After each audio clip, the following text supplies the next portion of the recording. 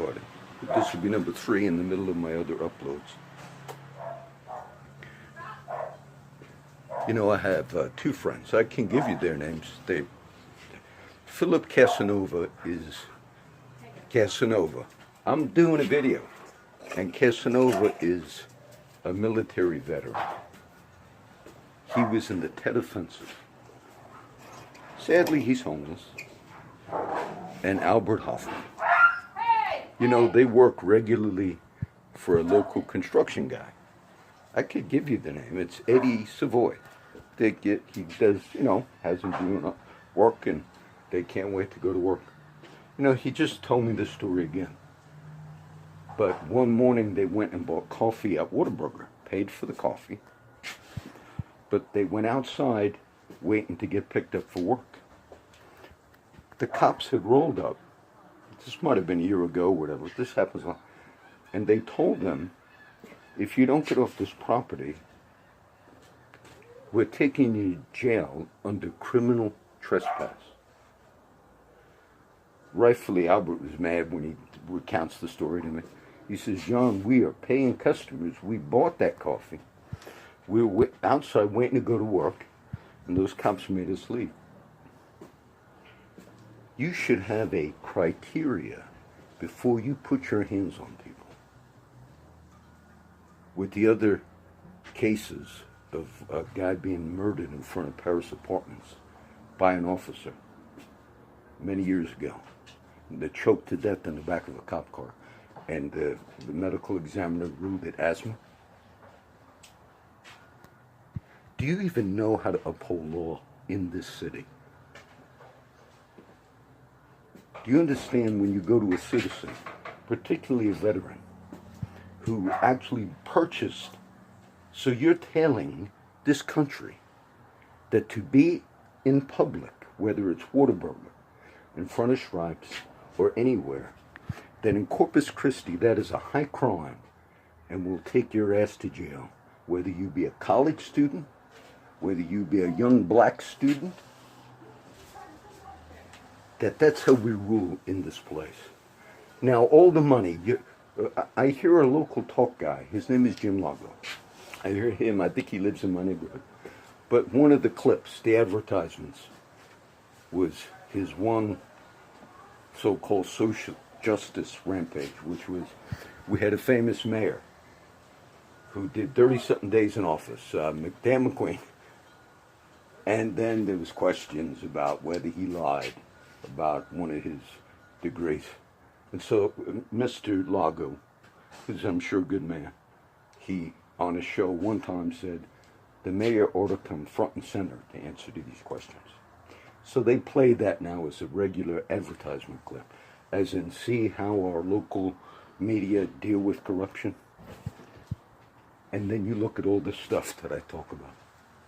When you have Mr. Markle on, the local media or whatever, or Mr. Kalin, there should have been a lot of questions about that kid that got molested. Were there any charges brought against the perpetrator of that molestation on that disabled child? Was there any accountability where you'd have the immediate resignation of the sheriff, the man, the law enforcement officer who should be responsible, that they dropped the ball on that and that was a crime committed? Is there any accountability when you go to a veteran who purchased a coffee and you walk up to him and say, get out of here, we're going to arrest you for criminal trespass? Is it a criminal trespass for anybody to be in public in this city? Is that a criminal trespass? You want to? I hear the new commissioner, Ms. Lindsay Opal, as well as others, talking about you have to look at the problems you got here. When I realized this last year that 90-something% of the local taxes, 90-something of it, city taxes, are going to public safety. That's way overboard. Should never be that high. So you got what? Some type of a problem where you're pumping money into public safety, police and fire. As far as I know, there's no scandals with fire department. Okay, I'm a news person. but you had national media organizations critique certain law enforcement things that I covered. And the end result of those particular ones who received national attention was zilch. No public comments. No. Okay? So this is number 3. I have no pet peeve with Mr. Jim Kalin. But if that was your son, and you made every effort to contact the person in charge and said, my son's disabled, and then later, did they do a rape kit on that young boy? That I know the city settled. And then you had the other case where the man, I covered his case before, here in Flower Bluff, I forget his name now. His question is whether or not he was murdered in the county jail. He was brutally beaten, I forget the name of that case. And then you have these same people going recently to the community leaders saying, look how packed our jail is. And then you realize that behind the scenes that they might have went out and said, let's just do a bunch of criminal trespass. Even if it's legal or not, let's just fill the county jail up. You know, if a citizen dare put his hands on one of you corrupt people, you would probably blow that citizen's head away. I've never beat the shit out of any law enforcement officer. But I have had so many of my friends that had the shit beat out of them by cops in this city. Multiple times, full recognition, and still going strong on the job.